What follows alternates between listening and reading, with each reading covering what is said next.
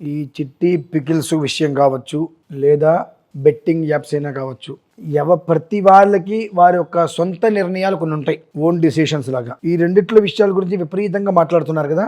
నేను రెండు విషయాలు అడుగుతా. మన దేశానికి దరిద్రమైన విషయాలు అవసరమా, ఎంతో యోగ్యకరమైన విషయాలు అవసరమా అంటే యోగ్యకరమైనవి అనుకుంటాం.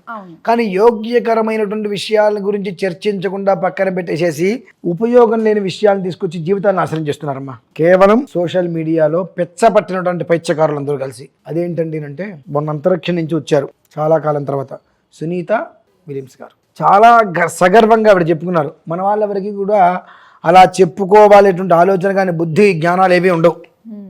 అంతరిక్షంలో అంతకాలం ఉండి కిందకు వచ్చిన తర్వాత నేను భర్తకి బట్ట కట్టాను, కిందకి ప్రశాంతంగా వచ్చానంటే ఈ భగవద్గీత గణపతి విగ్రహాన్ని నా దగ్గర నేను తీసుకువెళ్ళాను, ఈ రెండే నన్ను కాపాడని చెప్పి ఎంత గొప్పగా వెలుగెత్తి చెప్పారండి.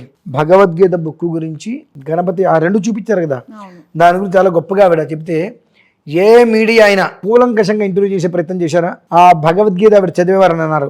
మీరు చదివినప్పుడు మీ అనుభూతి ఎలా ఉంది ఏంటి అనే విషయాన్ని ప్రపంచానికి తెలియజేసే ప్రయత్నం చేశారా?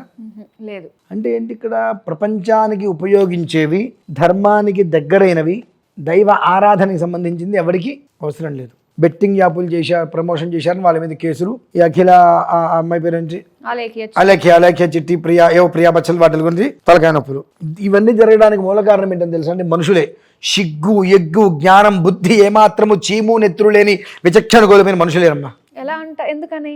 నీ ఇంట్లో నీకు తల్లి చెల్లి ఉన్నారుగా. ఆ అమ్మాయి హావభావాలతోటి ప్రదర్శిస్తుంటే డాన్సులు నేను ఎవరు చూడమన్నాడు? అమ్మాయి ఏదో హావభావాలతోటి డాన్సులు వేసింది, నువ్వు చూడలేదు ఇంకో చేయడిగా అమ్మాయి.